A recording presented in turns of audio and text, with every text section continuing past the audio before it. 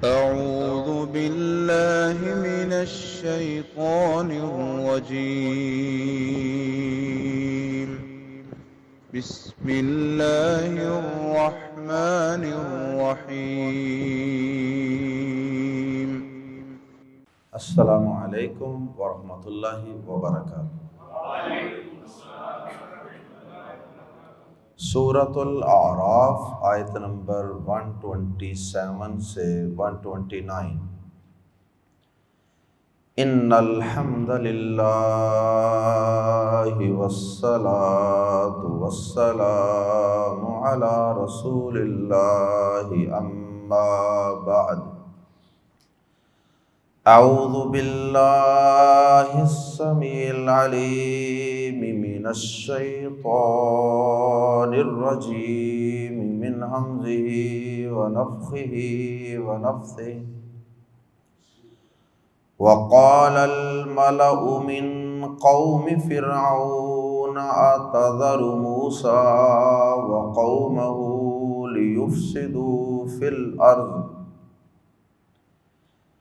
ليفسدوا في الأرض ويذرك وآلهتك قال سنقتل أبناءهم ونستحيي نساءهم وَإِنَّا فَوْقَهُمْ قَاهِرُونَ۔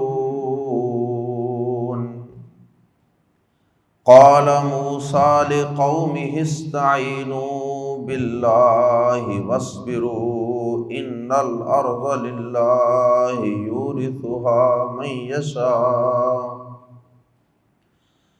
ان الارض للہ یورثها من یشاء من عبادہ والعاقبۃ للمتقین۔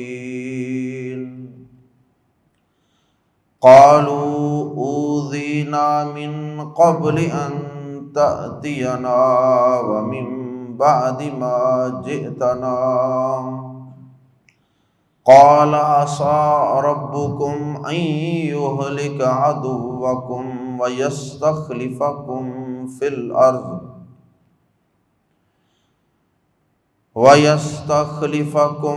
الأرض فينظر كيف تعملون۔ حضرت موسیٰ علیہ السلام کے معجزات کے غالب آ جانے کے بعد جادوگر موسیٰ علیہ السلام اور آپ کے الہ پر اللہ رب العالمین پر ایمان لے آئے۔ صرف ایمان ہی نہیں لائے، بڑھ کے بڑا کمال درجے کا ایمان لائے اور صبر و استقامت کا پہاڑ بن گئے۔ اتنے بڑے جابر ظالم بادشاہ کے سامنے ڈٹ گئے اور اس کی دھمکیوں کو ہوا میں بکھیر دیا،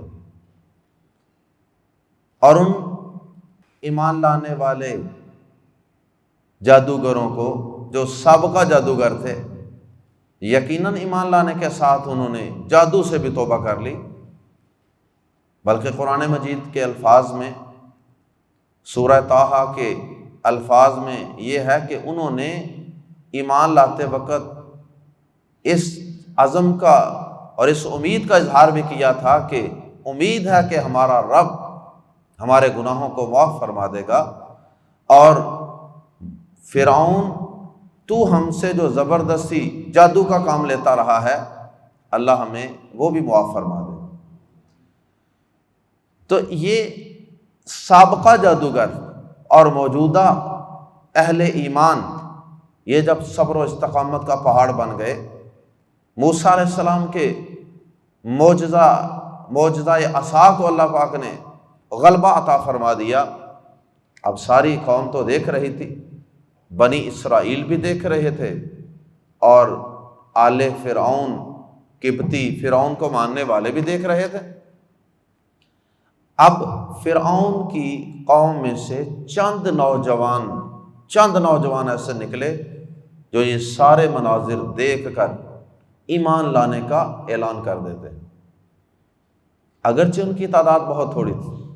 اللہ پاک نے سورہ یونس کی آیت نمبر 83 میں ان کا تذکرہ کیا کہ وہ چند نوجوان تھے، چند لوگ تھے جو ایمان لے آئے، اور یقیناً ایسے مشکل حالات کے اندر، ظلم و ستم کے اس ماحول کے اندر ایمان لانا یقیناً بڑا دل گردے کا کام ہے۔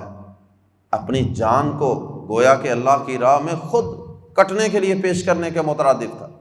بہرحال ہر دور کے اندر اللہ پاک کچھ ایسے بندوں کو پیدا کر دیتے ہیں جو ایمان کے لیے اپنی جانوں کو بھی لٹانے کے لیے تیار ہو جاتے ہیں۔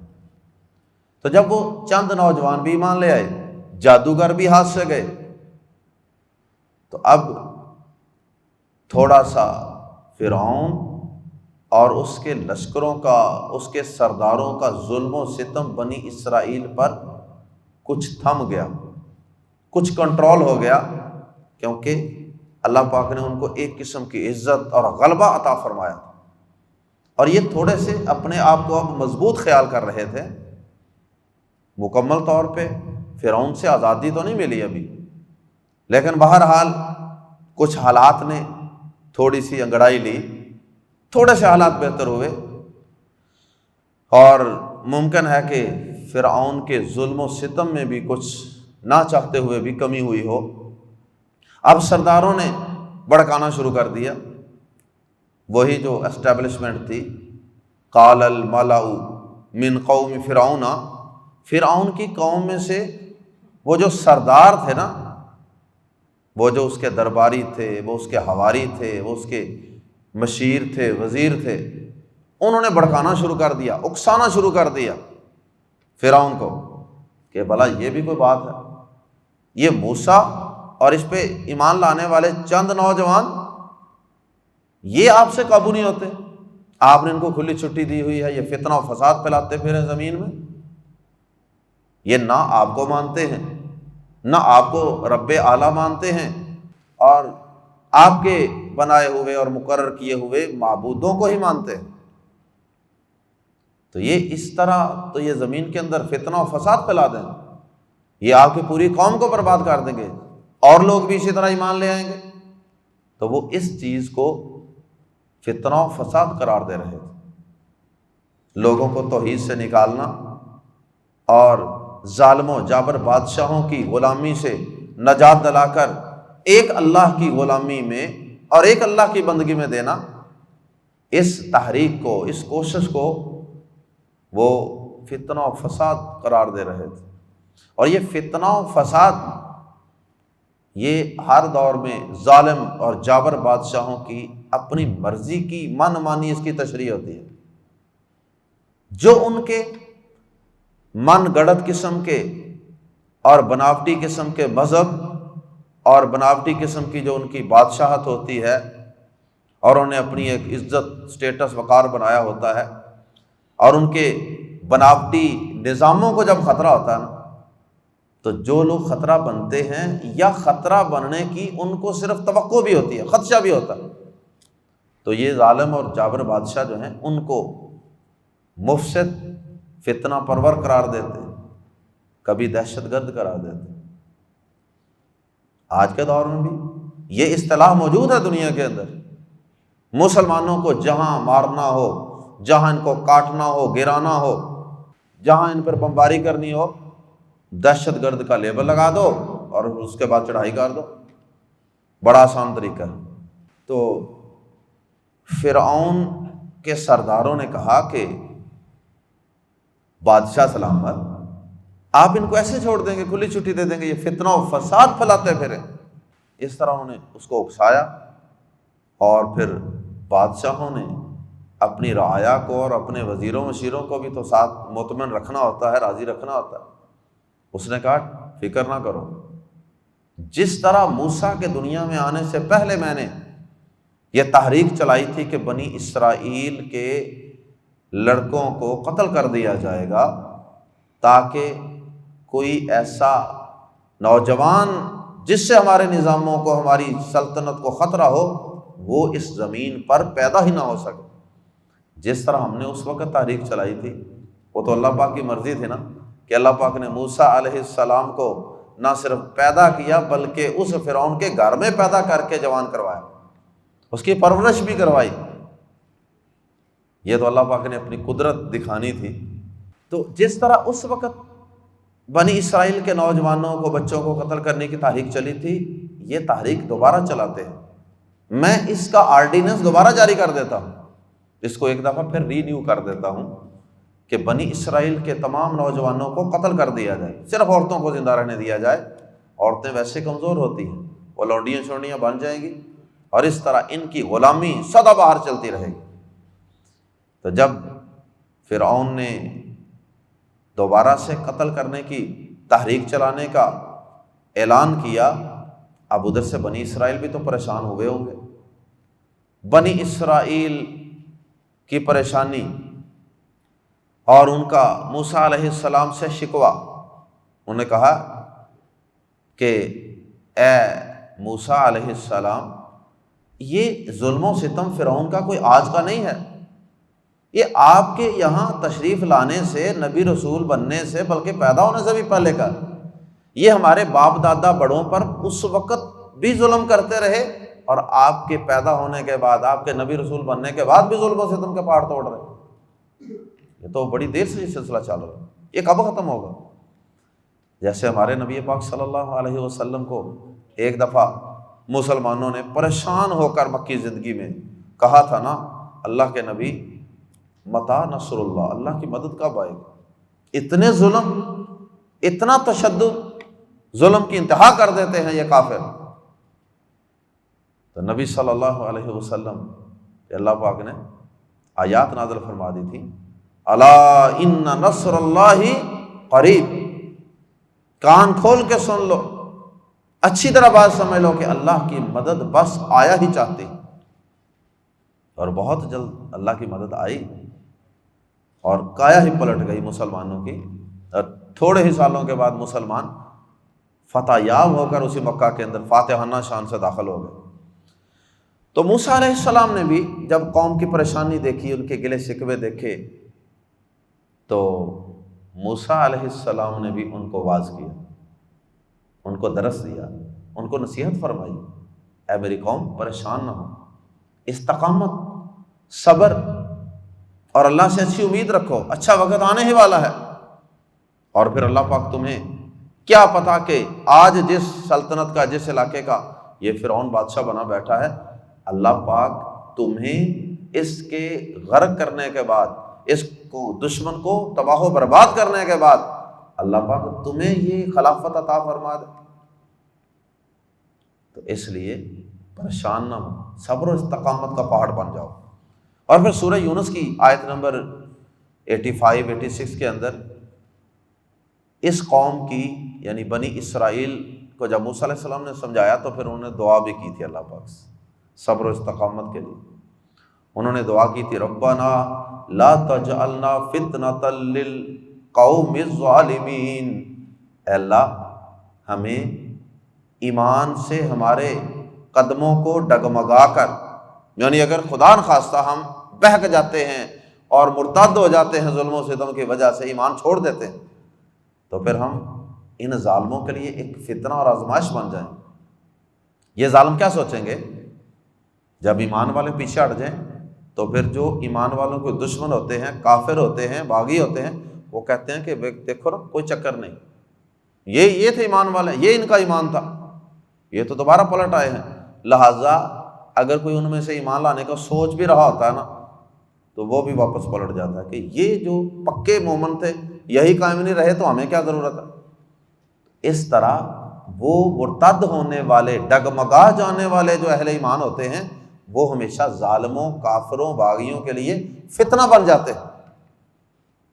تو اس لیے یا اللہ ہمیں ثابت قدمی عطا فرمانا، تاکہ ہم ان کافروں کے لیے اچھی مثال اور اچھا نمونہ بنیں، اور ہم ان کے لیے اچھی مثال بنیں، یہ بھی ہمیں دیکھ کر، ہماری استقامت کو دیکھ کر ایمان لے آئیں۔ تو اس کے برعکس یا اللہ ہمیں فتنہ، آزمائش، امتحان نہ بنانا کافروں کے لیے۔ یہ مطلب ہے ربنا لا تجعلنا فتنۃ للقوم الظالمین، اے اللہ ہمیں اس ظالم قوم کے لیے فتنہ و آزمائش نہ بنانا۔ وَنَجِّنَا بِرَحْمَتِكَ مِنَ الْقَوْمِ الْكَافِرِينَ، اور یا اللہ ہمیں اس کافر قوم سے نجات عطا فرما۔ یہ دعا پھر انہوں نے کی تھی صبر و استقامت کا واعظ سننے کے بعد۔ آئیے قرآن مجید کے الفاظ میں پڑھتے ہیں۔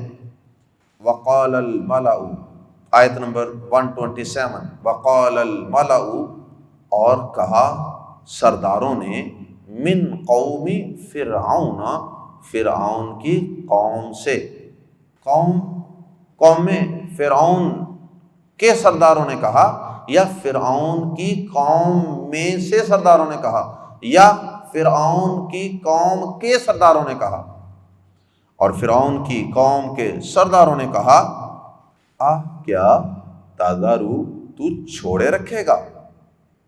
کیا حمزہ استفہام، سوال کرنے کے لیے استعمال ہونے والا حمزہ، الف پر زبر زیر پیش آ جائے تو وہ الف نہیں ہوتا، بول لیں، سب بول لیں۔ وقال الملأ من قوم فرعون، کیا تذرو، تو چھوڑ رکھے گا؟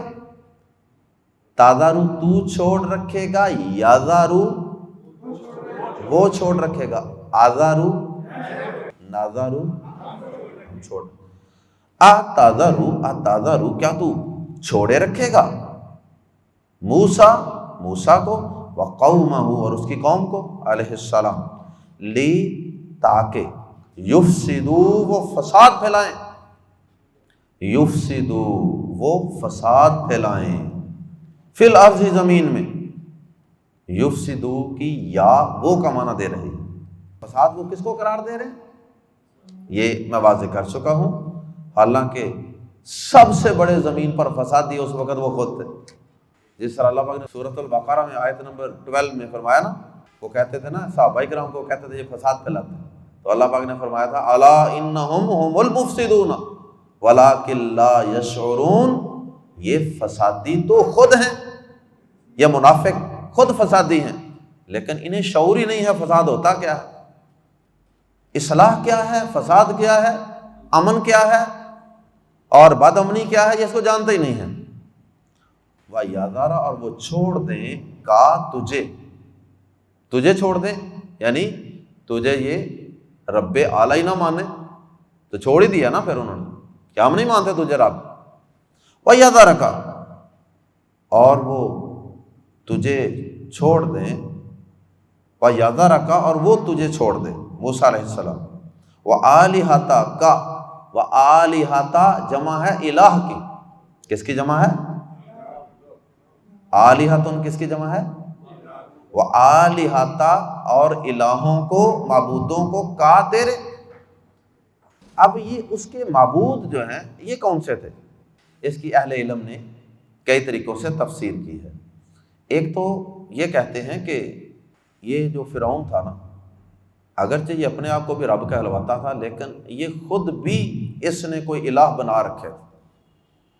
مشرک بڑا ہی پلید ہوتا ہے اور بڑا ہی کم عقل اور بے وقوف ہوتا ہے، مشرک سے بڑا احمق اور بے وقوف اس کائنات میں کوئی نہیں۔ اور ہمارے ایک استاد محترم فرمایا کرتے ہیں کہ مشرک عقل نیچے رکھ کے اس کے اوپر بیٹھ کے پھر بات کرتا ہے، سوچتا ہے، یعنی عقل اندر سے نکال دیتا ہے، کیونکہ اس کو کائنات کی سب سے بڑی سچائی ہی نظر نہیں آتی، توحید۔ تو خیر، مشرکانہ جتنے بھی مذاہب ہیں نا، شرک والے، ان کا کوئی سر پیر نہیں ہے، ان کے اندر بہت سے کنٹراڈکشنز ہیں، بہت سی کمپلیکیشنز ہیں، پیچیدگیاں ہیں، کوئی سمجھ نہیں آتی کہ ان کا عقیدہ کیا ہے۔ ایک لمحے میں کوئی عقیدہ ہوتا ہے، دوسری طرف جائیں تو دوسری جگہ پہ کوئی اور ان کا عقیدہ ہوتا ہے، تو بس وہ گتھیاں ہوتی ہیں جو الجھی ہوتی ہیں، تو الجھنے ہی الجھنے ہیں۔ یہ نعمت اسلام ہی ہے، یہ دین اسلام ہی ہے جس کے اندر ہر عقیدہ، ہر بات بڑی صاف اور شفاف۔ اللہ اکبر۔ تو ایک تو اس کی تفسیر اہل علم نے یہ کی ہے کہ اس نے خود بھی کوئی معبود رکھے ہوئے تھے جن کی وہ خود بھی پوجا کرتا تھا، اور بعض نے کہا کہ ان مشرکوں کے اندر شرک کی ایک صورت یہ بھی پائی جاتی ہے، اور ممکن ہے کہ یہاں یہ پائی جاتی ہو، کہ وہ جو فرعون تھا نا، اس نے معبود کوئی اور رکھے ہوں گے، کوئی بت وغیرہ ہوں گے جن کی یہ پوجا پاٹ کرتا ہوگا، لیکن ان کے اندر بھی ممکن ہے حلول کا عقیدہ ہو. جس طرح اللہ پاک کے بارے میں بعض صوفیاء کا عقیدہ ہے نا کہ اللہ پاک انسانوں کے اندر حلول کر جاتا ہے، انسانوں میں اتر جاتا ہے، تو پھر اس کے بعد اللہ کو چھوڑ کے بندوں کی پوجا پاٹ شروع کر دیتے ہیں لوگ. تو ان کا بھی کوئی اس طرح کا عقیدہ ہو کہ وہ جو مختلف معبود ہیں، بت ہیں، وہ فرعون میں حلول کر جاتے ہیں، لہذا ان بتوں کی پوجا کر لو یا فرعون کی کر لو، ایک ہی بات ہے، کیونکہ فرعون کے اندر بھی وہ الہ آ گئے ہیں، وہ معبود آ گئے. ایک یہ بھی مطلب ہے. اللہ اکبر. اور بعض نے یہ تفسیر بھی کی ہے کہ اس نے یہ جتنے سردار تھے نا، ایک وہ بڑا معبود خود تھا، یہ جو سردار تھے مختلف قبیلوں کے، علاقوں کے، ان کو بھی اس نے خدائی کا اختیار دیا ہوا تھا تھوڑا بہت، کہ بھائی اپنے اپنے علاقے کے تم معبود ہو. تو اس طرح بڑا معبود وہ خود تھا اور چھوٹے معبود یہ اس کے آگے جو نمائندے تھے. تو بہرحال اور بھی کئی طریقوں سے اس کی تفسیر کی گئی ہے. تو یہ ان کا مطلب تھا کہ سرداروں کا کہ یہ صرف فرعون کی خدائی ہی خطرے میں نہیں ہے، بلکہ ان کو اپنی خدائی بھی خطرے میں پڑتی ہوئی نظر آ رہی تھی. اس لیے انہوں نے کہا وَيَذَرَكَ، اور وہ موسیٰ چھوڑ دے گا تجھے، وَآلِهَتَكَ، اور تیرے معبودوں کو، تجھے بھی اور تیرے بنائے ہوئے سرداروں کو بھی، تیرے نمائندوں کو بھی، یا پھر سچ مچ ہی بت ہوں گے. اللہ اکبر. اور یہ بھی بعض علم نے کہا کہ بنی اسرائیل نے، وہ سامری نے، یاد ہے نا بچھڑے کی شکل بنائی تھی، تو وہ جو بچھڑے کی پوجا پاٹ والا سارا سلسلہ بنی اسرائیل کے اندر آیا تھا نا، اس لیے پھر اللہ پاک نے اس بنی اسرائیل کو گائے ذبح کرنے کا بھی حکم دیا تھا. تو اس سے بھی معلوم ہوتا ہے کہ بنی اسرائیل کے اندر کوئی اللہ کے علاوہ دیگر چیزوں کی پوجا پاٹ کا کوئی تصور تھا. اور بنی اسرائیل نے پھر یہ تصور کہاں سے لیا؟ ان فرعونیوں سے، کیونکہ یہ ان کی غلامی میں رہے تھے اور ایک لمبا عرصہ رہے تھے. تو جب قومیں غلامیوں میں رہتی ہیں نا، جس قوم کی غلامی میں رہتے ہیں آپ، تو پھر یا جن کے ساتھ رہتے ہیں لمبے عرصے کے لیے، پھر ان کا کلچر، عقائد، مذہب، ہر چیز کافی حد تک آپ کے اندر سرایت کر جاتی ہے.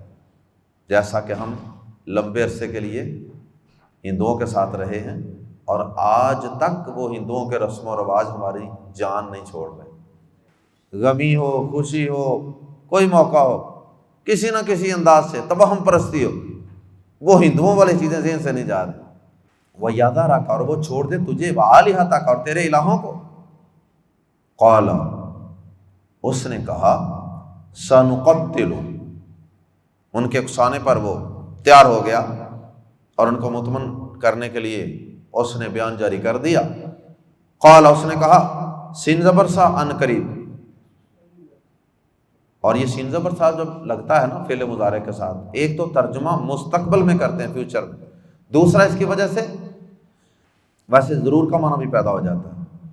سنقتل، اس کی وجہ سے ضرور کا معنی بھی پیدا ہو جاتا ہے. سنقتل، ایک ہوتا ہے قاتل یقتل، یقتل وہ قتل کرے گا، تقتل تو قتل کرے گا، نقتل ہم قتل کریں، اقتل میں قتل کروں گا، نقتل ہم قتل کریں. یہ نقتل نہیں اس نے کہا، کیونکہ نقتل کا قتل جو ہوتا ہے نا وہ سادہ سا قتل ہوتا ہے. یہ ہے قتل یقتل تقتیل، یہ ایک خاص باب ہے عربی زبان میں. یعنی آپ سادہ لفظوں میں یوں سمجھ لیں کہ یہ جو شد آئی ہے نا، شد اس کے اندر، اس کی وجہ سے اس میں بڑا مبالغہ ہے، بڑا اہتمام ہے قتل کرنے کے لیے. ترجمے میں اس کو کس طرح ادا کر سکتے ہیں؟ اس شد کو ہم کہہ سکتے ہیں کہ سنقتل، ان قریب ہم انتہائی بے دردی سے قتل کریں گے، انتہائی بے دردی سے قتل کریں گے. ابناءہم، یا بری طرح سے قتل کریں گے، بری طرح قتل کریں گے. ابناءہم، ان کے بیٹوں کو. ونستحیی، اور ہم زندہ رکھیں گے، یعنی انہیں قتل نہیں کریں گے. ونستحیی، اور ہم زندہ رکھیں گے. نساءہم، ان کی عورتوں کو. وَإِنَّا، اور بے شک ہم، اور یقیناً ہم فوقہم ان کے اوپر یا ان پر قاہرون قابو رکھنے والے. اللہ پاک کا ایک وصف ہے نا والقاہر، وَإِنَّا فَوْقَهُمْ قَاهِرُونَ فاعلون کے وزن پہ، یقیناً ہم ان پر قابو رکھنے والے ہیں. آپ کیوں پریشان ہو گئے ہیں کہ یہ کوئی ہم سے منہ زور تو نہیں ہو گئے؟ اگر چند لوگ ایمان لے ہیں تو کیا ہو گیا، ہم ان کے اوپر پورا غلبہ رکھتے ہیں، کنٹرول ہے، کلچ پورا ہے ہمارا. قال موسیٰ نے کہا علیہ السلام لی کو قوم ہی اپنی قوم، استعینو مدد مانگو، استعانت مدد مانگنا، ایاک نعبد و ایاک نستعین ہم مدد مانگتے ہیں، تو استعینو مدد مانگو باللہ اللہ سے، وصبرو اور صبر و استقامت کا مظاہرہ کرو، وصبرو اور صبر کرو جو تکلیفیں پہنچائی جا رہی ہیں. اور ایک معنی ڈٹ جاؤ، استقامت بھی معنی ہوتا ہے صبر کا. ان الارض یقیناً زمین للہ اللہ کی ہے، یہ زمین فرعون کی اور اس کے باپ کی نہیں ہے. ان الارض للہ بے شک زمین اللہ کی ہے. یورث وہ وارث بناتا ہے، یورث تورث اورث نورث، یورث وہ وارث بناتا ہے. ہاں اس کی ضمیر لوٹ رہی ہے الارض کی طرف، اس کا یعنی زمین کا. من یشاء جسے وہ چاہتا ہے، من عبادہ اپنے بندوں میں سے.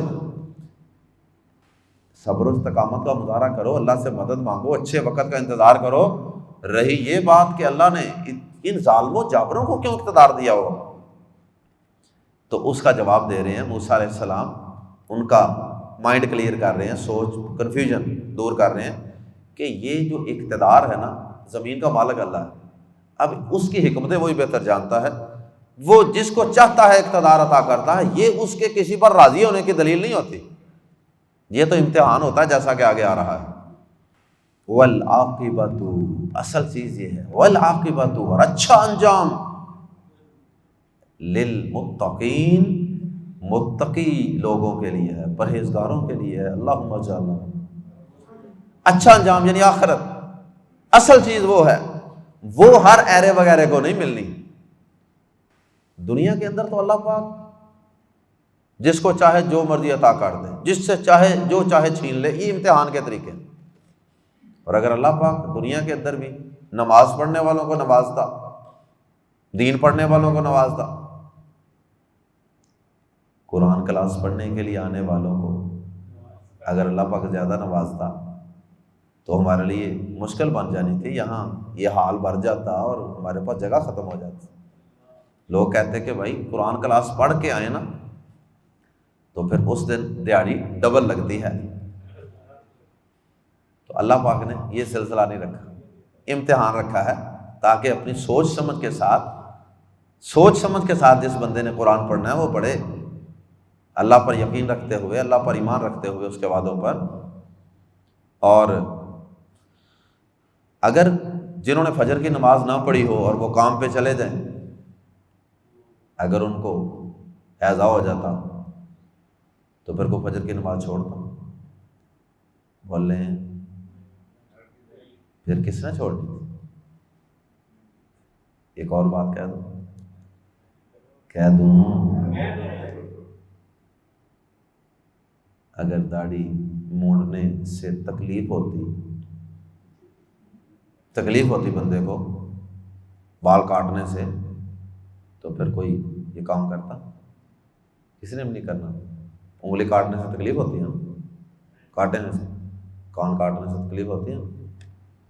اللہ پاک چاہتا تو اس کے اندر بھی یہ ایسی حص رکھ دیتا، سینس رکھ دیتا، یہاں بھی تکلیف ہوتی، پھر تو نہیں کسی نے کٹوانی. تو اللہ پاک نے اختیار دے دیا، آپشن دے کے، اختیار دے کے آزمائش کی. بہرحال موسیٰ علیہ السلام نے کہا کہ ان الارض للہ، زمین ساری اللہ کی ہے. یورث من یشاء من عبادہ ہے، وہ اپنے بندوں میں سے جسے چاہتا ہے اس کا وارث بناتا ہے. پریشان ہونے کی ضرورت نہیں، یہ امتحان ہے. والعاقبۃ اور اچھا انجام، آخرت، اینڈ، جنت، للمتقین وہ ہے ایمان والوں کے لیے، متقی پرہیزگار لوگوں کے لیے، پھونک پھونک کر زندگی گزارنے والوں کے لیے، اس میں کوئی اور شریک نہیں ہوگا۔ یہ عاقبت کا معنی ہوتا ہے انجام۔ انجام تو اچھا بھی ہو سکتا ہے، برا بھی، جیسا کہ پیچھے مختلف قوموں کے تذکرے کے اندر ہم نے پڑھا تھا، عاقبت الظالمین، ظالموں کا انجام، کیف کان عاقبت الظالمین، ظالموں کا انجام کیسا تھا، تو وہ برا انجام ہی تھا نا۔ لیکن یاد رکھیں جب قرآن مجید میں عاقبت کے ساتھ الف لام لگتا ہے تو پھر اس سے مراد اچھا انجام ہوتا ہے، والعاقبت، اور اچھا انجام للمتقین، پرہیزگاروں کے لیے ہے۔ اللہم اجعلنا منہم، قالوا، انہوں نے کہا، اوذینا، ہمیں ایذا دی گئی، فعل مجہول پیسے وائس، اوذینا، ہمیں تکلیف دی گئی، تھوڑا سا شکوہ کیا نا اپنے پیغمبر سے، ان کے، من قبلی، اس سے پہلے، ان کے، تأتیا، تو آئے، تأتیا، تو آیا یا آئے، نہ ہمارے پاس، تیرے ہمارے پاس آنے سے پہلے بھی ہمیں تکلیف دی گئی تھی، ہمیں سے مراد کے ہمارے باپ دادا بنی اسرائیل کو، وَمِن بَعْدِ، اور اس کے بعد، من کا ترجمہ یہاں بعد کے ساتھ جب آتا ہے اکثر اس کا ترجمہ اردو میں ضرورت محسوس نہیں ہوتی، وَمِن بَعْدِ، اور اس کے بعد، ما کے، جئتا، تو آیا، نہ ہمارے پاس، اور اس کے بعد کہ تو ہمارے پاس آیا، تیرے آنے کے بعد بھی تکلیفیں دی جا رہی ہیں۔ شاید ان کا ہلکا سا اشارہ ہو کہ اے موسیٰ علیہ السلام کی فائدہ ہے تھوڑے ہوتا، ظلم تو رکے کوئی نہیں، بے صبری بھی تھوڑی سی انسان میں آئی جاتی ہے نا کسی وقت۔ اللہ اکبر۔ قال، موسیٰ علیہ السلام نے آگے سے کیا کہا، حوصلہ دیا۔ لیڈر جو ہوتے ہیں وہ حوصلہ دیتے ہیں قوموں کو، مورال بلند کرتے ہیں اور ان کو ڈٹ جانے، کھڑے ہونے کا پیغام دیتے ہیں۔ قال، موسیٰ علیہ السلام نے کہا، عصا، قریب ہے، عصا کا معنی امید ہے بھی ہوتا ہے، قریب ہے، عصا امید ہے، قریب ہے، اور ربکم، تمہارا رب، قریب کیا ہے، ان یہلکا، کہ وہ ہلاک کر دے، عدوکم، تمہارے دشمن کو، بہت قریب ہے کہ تمہارا رب تمہارے دشمن کو ہلاک کر دے۔ اللہ پاک نے کچھ بشارتیں تو دی ہوں گی نا موسیٰ علیہ السلام کو کہ بہت جلد غرق ہو جائے گا یہ فرعون۔ وَيَسْتَخْلِفَكُمْ، اور بہت قریب ہے کہ وَيَسْتَخْلِفَكُمْ، اور وہ جانشین بنا دے، کم، تمہیں، فی الارض، زمین میں، اور وہ تمہیں زمین میں جانشین بنا دے، مراد ہے خلافت عطا فرما دے، اقتدار عطا فرما دے۔ اور یہ مطلب یہ ہو سکتا ہے کہ وہ سارے غرق ہو جائیں اور اس زمین پہ تم رہنا شروع کر دو، پھر تم ہو ہر طرف، تمہارا دشمن ختم ہی ہو جائے، تو یہ بھی جانشینی ہوتی ہے، ایک کے چلے جانے کے بعد دوسرے کا آ جانا۔ فَيَنْظُرَ، پھر وہ دیکھے، کون دیکھے، اللہ پاک، فَيَنْظُرَ، پھر وہ دیکھے، کیفَ، کیسے، تعملون، تم عمل کرتے ہو۔ یہ بھی بتا دیا کہ اب بھی تمہاری آزمائش ہے، اب تم پر ظلم و ستم ہو رہے ہیں نا، اب بھی آزمائش ہے، اور جب یہ دشمن غرق ہو جائے گا، تباہ و برباد ہو جائے گا، تو اس کے بعد اللہ پاک تمہیں خلافت عطا فرما دیں گے، جانشین بنا دیں گے، تو اس کے بعد بھی تمہارے اعمال کا امتحان ہے کہ اقتدار ملنے کے بعد کیا کرتے ہو، جانشینی ملنے کے بعد، امن و سکون ملنے کے بعد کیا کرتے ہو۔ بہرحال انسان ہر حال میں امتحان میں ہے۔ اللہ ہم سب کو دنیا کے ہر قسم کے زندگی موت کے امتحانوں سے، فتنوں سے محفوظ فرمائے، اور اللہ پاک ہم سب کو دین پر، ایمان پر استقامت عطا فرمائے، اور اللہ ہمارا انجام بھی متقین کی طرح اچھا فرمائے۔ سبحانک اللہم و بحمدک، اشہد ان لا الہ الا انت، استغفرک و اتوب الیک۔